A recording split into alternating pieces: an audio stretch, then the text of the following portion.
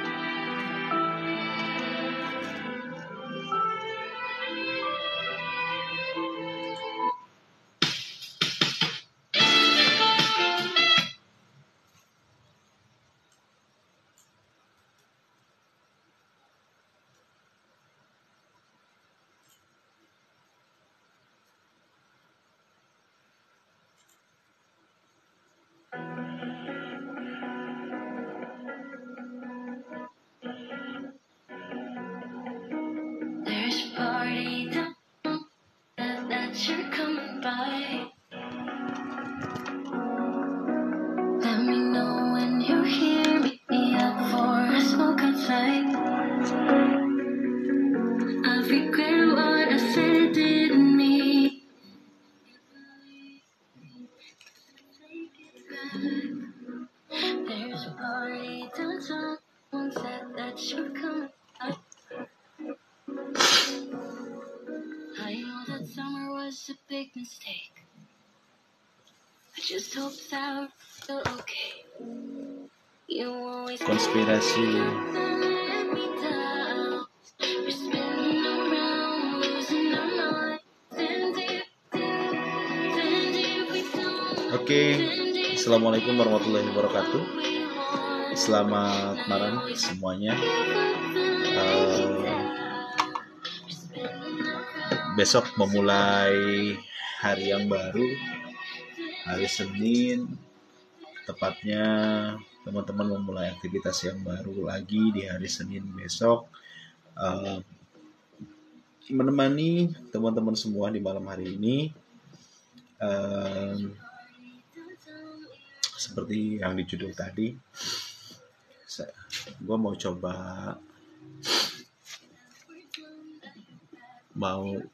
sedikit membagikan sebuah cerita tentang dari bukunya Pirsa Bersari yang berjudul Konspirasi Alam Semesta. Tentunya buku ini mungkin menjadi sebuah referensi. Oke, di malam hari ini juga teman-teman bakal ditemenin sama musik-musik yang tentunya nyaman di telinga.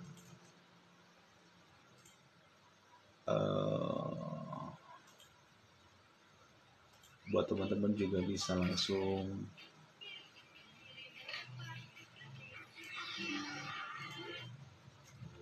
bisa request lagu yang teman-teman mau. Oke, kita mulai ceritanya di malam hari ini. Semoga tak lelah buat teman-teman juga yang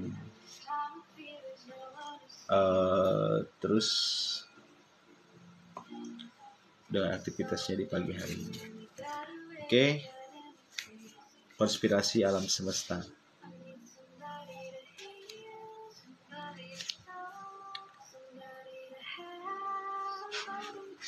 dengan 25 judul buku. Total halamannya sebanyak 233 halaman. Gua akan coba bacakan. Semoga bisa menemani teman-teman di malam hari ini. Oke, judul pertama, Konspirasi Alam Semesta. Bandung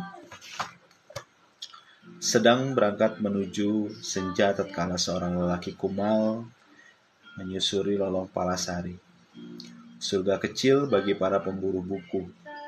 Tubuh kurusnya dibalut jaket denim belel, rambut ikal seleher hampir menutupi wajahnya, yang entah kapan terakhir kali ia cuci. Sepatu ket lusuh mengiringi langkahnya. Ia edarkan pandangan mencari emas di antara banyaknya tumpukan yang menjulang. Ada 4 karya sastra yang sedang ia incar, dan semuanya bukan barang yang mudah ia bisa dapatkan. Di ujung lorong, kakinya terlambat pada toko yang terkenal sebagai penyuplai buku langka. Nahas, hari ini bukanlah hari keberuntungannya. Toko tersebut tidak sanggup memenuhi keinginannya. Dari semua judul yang ia ajukan, tak satu pun tersedia. Toko itu seperti kebanyakan toko di Palasari, menawarkan cetakan, tidak resmi, bajakan, dan harga jauh lebih murah sebagai alternatif. Namun, ia sama sekali tidak berminat. Saat memutar tubuh dan beranjak pergi, lelaki itu menabrak seseorang. 3 buah buku yang didekap orang itu jatuh berserakan. "Maaf," ujar lelaki itu sambil menunduk mengikuti buku yang terjatuh. "Enggak apa-apa," jawab sebuah suara lembut. Lelaki itu hendak mengambilkan buku-buku yang telah dipungutnya, ketika tatapan mereka untuk pertama kalinya bertemu. Entah karena rambut panjang berombak sang pemilik buku yang berpendar, disapu kuning lembayung dan mengintip dari sela bangunan. Entah karena struktur wajah yang mengingatkan lelaki ini pada dongeng tentang perempuan ugyur nan jauh di sana. Atau karena mata emasnya yang mampu menyesatkan seseorang yang memandangnya. Gadis itu telah membuat jakatnya berhenti sejenak. Sang gadis tersenyum, mengangguk, mohon diri. Lantas pergi sementara lelaki itu masih terhipnotis tentunya. Setelah jagatnya kembali berputar seperti sedia kala, lelaki itu menertawakan dirinya sendiri yang barusan begitu kikuk. Ia lanjut beredar ke toko buku yang lainnya, tanpa membawa kertas catatan. Semua nama pengarang dan judul sudah dihafalkan di luar kepala tentunya. Orang-orang bilang ia memiliki ingatan fotografis. Ia masih mampu merekam jelas suasana pantai Santolo yang ia lihat ketika TK, cinta pertamanya pada Indonesia. Ia masih mampu merekam jelas salah satu episode hidupnya saat berusia 8 tahun, kala seorang anak bongsor memukulnya karena alasan yang tak ia paham. Ia masih mampu merekam jelas mimik salah satu guru SMP-nya yang berang, sewaktu ia mengacungkan jari tengah sehabis guru itu memberikan pernyataan bahwa ia berasal dari kedua ekstapol. Tentu saja saat itu ia belum mengerti apa arti dari kata ekstapol. Yang ia mengerti adalah hampir semua tetangga membencinya, hanya karena sematan gelar tersebut. Kini, ia juga masih mampu merekam jelas wajah gadis itu. Ia bahkan ingat letak tahi lalat mungil yang berada di sudut kanan pelumpuk mata sang gadis, dan geligi rapi yang tersirat di belakang bibirnya, yang sempat tersimpul dan entah bagaimana. Ia merasakan ada bagian dari dirinya yang turut pergi bersama derap langkah sang gadis, yang lenyap di kelokan lorong. Siang membakar.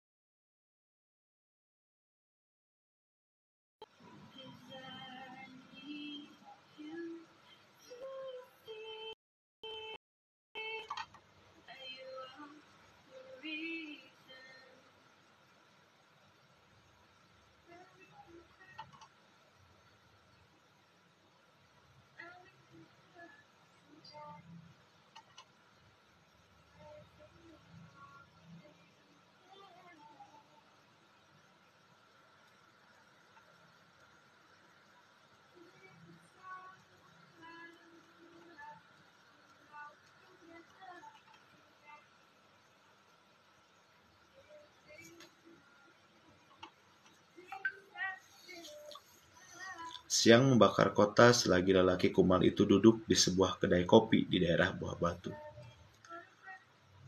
Dari 4 karya sastra incarannya tempo hari, hanya 2 yang berhasil ia dapat.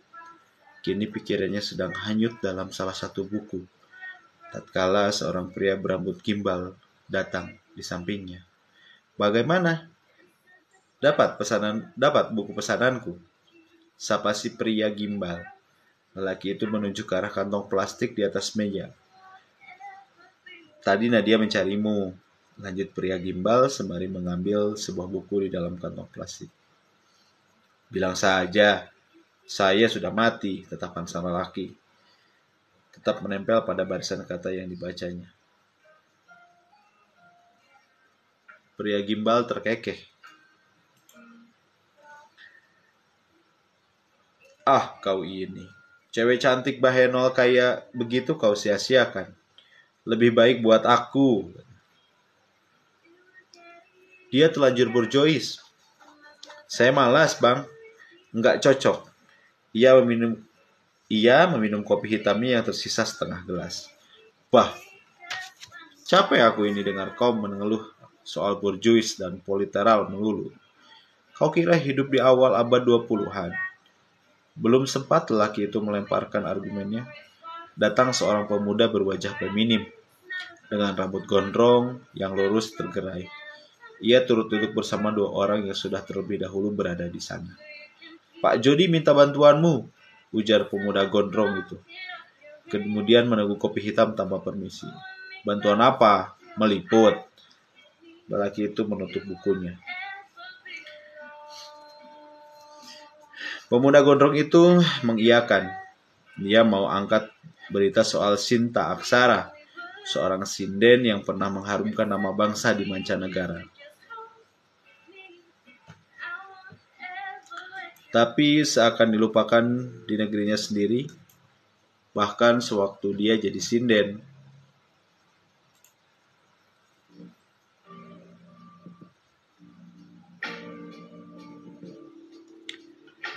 Nggak pernah ada perhatian tertentu dari negara, katanya. "Menarik. Nanti kirim detailnya, Bud," ucapnya, lalu membuat segelas kopi lagi. Pria gimbal di sebelahnya masih mengotot minta nomor telepon Nadia. Katanya untuk pendekatan. Pemuda gondrong di depannya terus berkicau soal keindahan Flores yang baru dikunjunginya beberapa pekan silam. Lelaki kumal itu tidak mendengarkan dan memilih memisahkan diri dari dunia nyata, kembali melebur dalam buku yang dipegangnya.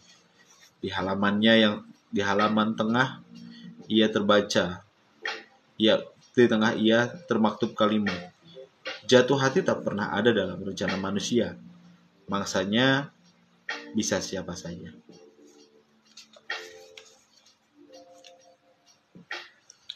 2 hari berselang, lelaki itu mengemban tugasnya, melengkapi data tentang Sinta Aksara. Narasumber berita adalah anak dari almarhumah yang akan diwawancara. Kenapa bukan suami sang sinden, David Gunawan? Hal tersebut dipertegas oleh kantor berita di Jakarta, bahwa sudah ada wartawan lain yang akan mewawancarai David Gunawan. Padahal tentu akan lebih menarik mewawancarai sang suami. Lebih ada garis historis panjang yang bisa ditarik. Begitulah pikir lelaki si kumal. Bandung tidak begitu bersahabat saat ia turun dari sepeda motor tua. Debu menari di sorot lampu kendaraan yang hilir mudik di jalanan Braga. Langit telanjang tanpa bintang. Udara pengap, persis suasana ibu kota.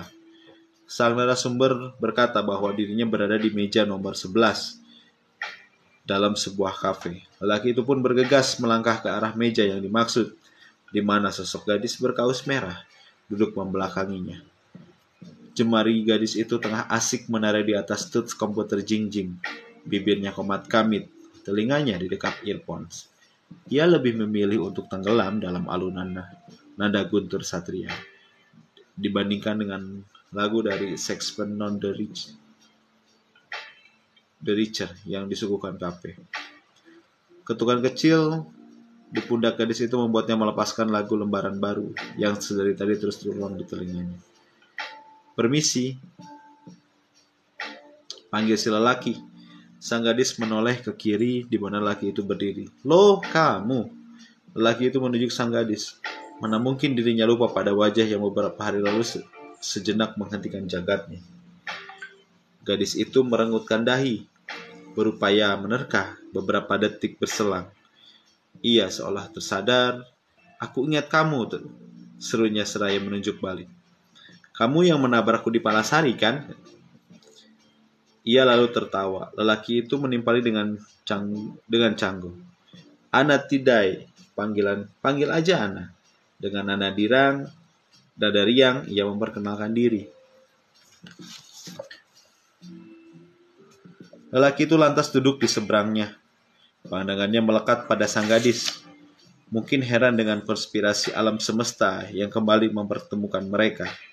Atau mungkin karena mengagumi wajah yang beredar menyapu gelap.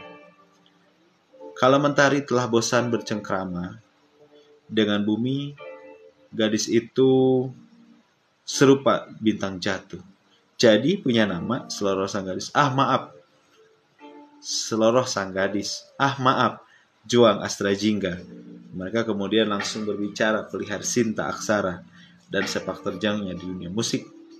Hingga berhasil keliling Eropa bermodalkan suara emas. Tak disangka, ternyata Ana cukup kritis pemikirannya. Dan cerita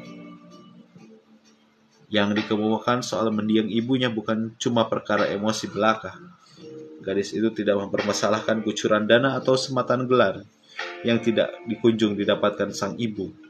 Ia hanya mengeluhkan sang ibu yang terkesan dilupakan oleh bangsanya sendiri.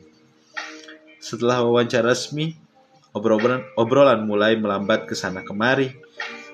Ke perkuliahan Ana di bidang pertanian, ke aliran musik folk yang sedang ia digandrungi, ke novel favoritnya, ke film-film noir yang menunjukkan romantis kemanapun tentang apapun.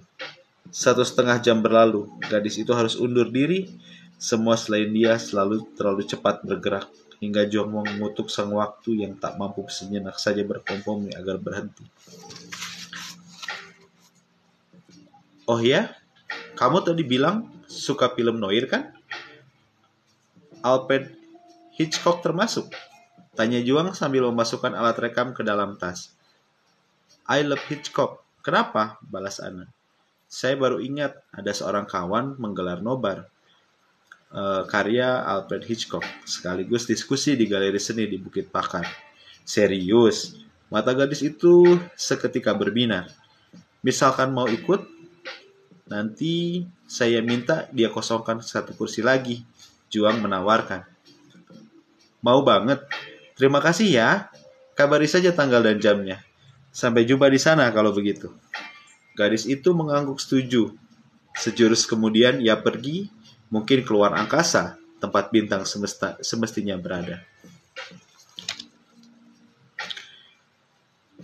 Film hitam putih yang diputar di layar besar dalam sebuah galeri seni membias di wajah para penonton.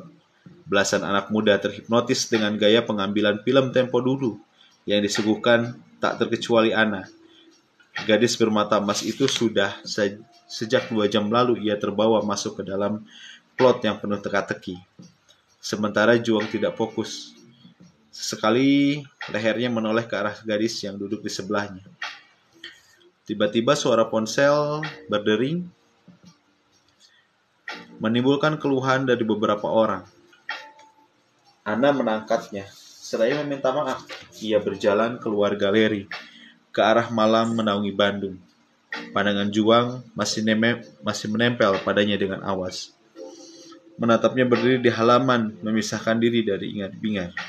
Ana berbicara entah apa, entah pada siapa yang meneleponnya. Juang menangkap kesedihan. Gadis itu sepertinya menangis, atau mungkin Juang hanya salah lihat. Tidak clear. Ia benar tersenduh. "Iya, terserah kamulah. Aku capek," harik Ana dengan nada bergetar. Ia lalu menutup telepon. Suara langkah kakinya mendekati. "Nih, Nih, ucap seorang laki-laki dari arah belakang. Ana menoleh, dilihatnya Juang menyodorkan sapu tangan. Terima kasih ya. Ana mengambilnya lalu buru-buru menyapu air mata. Ia benci dirinya sendiri yang cengeng tanpa tahu situasi. Mau cerita? Terharu sama film barusan? Film tentang pembunuhan sadis membuatmu terharu? Ana hanya tersenyum kehabisan kata, kehabisan semangat menonton. Keheningan malam lebih serasi baginya saat ini. Aku boleh pulang duluan? Ada keperluan mendadak, katanya menutupi suasana hati yang hancur. Ada yang jemput? Tanya Juang. Harusnya sih orang yang barusan menelepon. Tapi dia mendadak membatalkan, masih ada kerjaan katanya. Nggak tahu kerja betulan, nggak tahu kemana. Ana menghembus napas panjang. Saya antar boleh? Juang menawarkan. Nggak usah. Aku naik taksi aja. Balas Ana. Saya temani menunggu taksi kalau begitu. Nggak baik perempuan jalan sendiri di tempat sepi malam-malam gini. Ana mengangguk. Mereka melangkah keluar halaman galeri. Taksi memang jarang lewat di daerah Bukit Pakar. Mereka perlu sedikit menanti. Ana merangkul tubuhnya sendiri. Angin yang terus mendesau membuatnya dingin. Juang membuka jaket denimnya yang lalu ia lekatkan pada tubuh sang kekasih. 2 menit, 3 menit, 4 menit, 5 menit, berlalu bisu. Juang, aku boleh minta pendapat?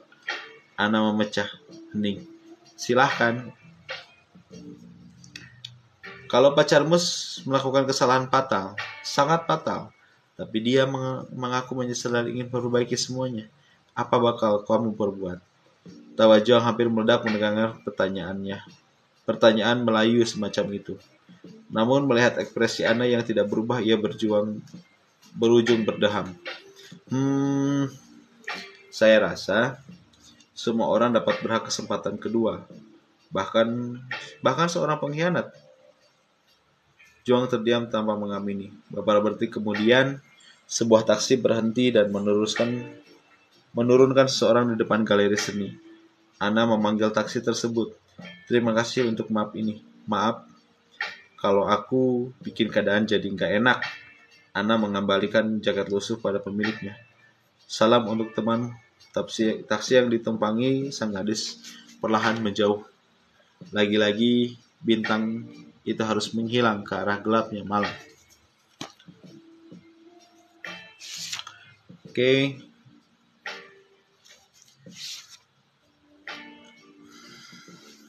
Juang menyandarkan kepala di kamar indekos yang terakhir kali ia rapikan sebulan yang lalu.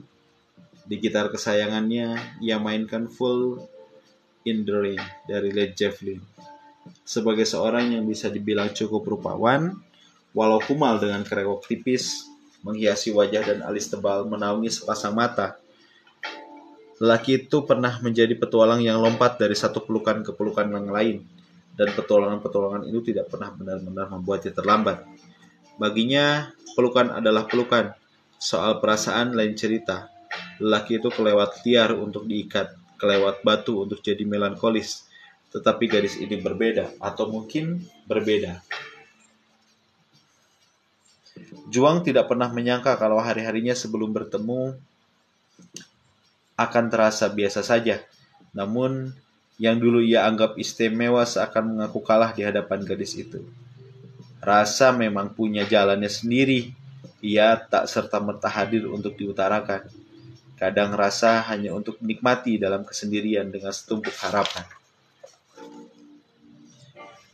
Diam dan rasakan debaran jantungku saat kau ulurkan tangan untuk menolongku. Kepakan sayapmu bahwa aku terbang. Luka yang tersisa luruh dalam dekapmu. Pernah kau terjatuh secara sukarela, sebab kau yakin seseorang akan menangkapmu. Seseorang akan mengajarimu cara tertawa, cara percaya, cara mengejar rasa tak bernama. Sekitar itu pula, jagat raya berhenti bergerak. Jiwamu terbakar, ragamu lebur, dan dirimu hanya bisa menyerah karena kau tahu kau menyerah pada orang yang tepat. Aku milikmu hari esok, hari ini, esok, dan nanti. Oke, teman-teman, satu judul part 1 dengan judul Konspirasi Alam Semesta. Besok malam kita lanjut lagi.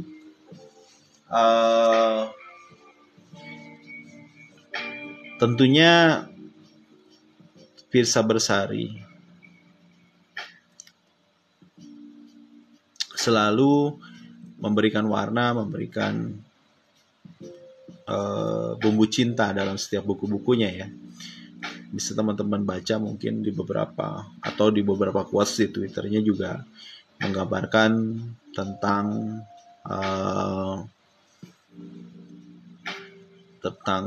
cinta, tentang perselingkuhan, tentang apapun itu. Malam hari ini sedikit dari judul buku Konspirasi Alam Semesta. Besok kita akan live lagi tentunya dengan judul buku yang sama. Terus pantau, terus dukung channel ini agar tetap bisa terus berkembang tentunya. Mungkin ini baru pertama yang bisa benar-benar gue serius lakukan untuk di awal tahun ini. Gue akan sering-sering live, gue akan sering-sering buka IG, gue akan sering-sering upload konten di YouTube juga. Jadi mudah-mudahan tahun ini bisa menjadi bagian dari apa yang gue cita-citakan tentunya. Oke. Itu aja. Sambil nge-live tentunya. Gue juga mau cerita tentang beberapa ya. Kalau teman-teman mungkin kemarin nonton film The Glory, ada yang udah pernah nonton film The Glory belum?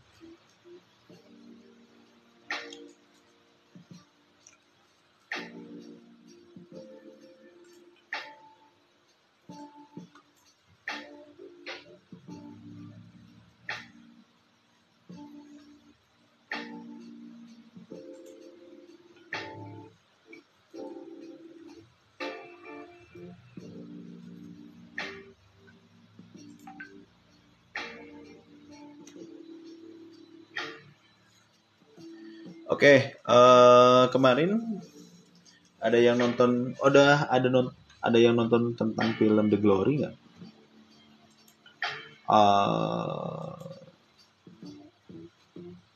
Ini untuk season pertama ya. Kemarin gue maraton nonton sama istri. Bentar, kita ngopi dulu, agak sedikit kan.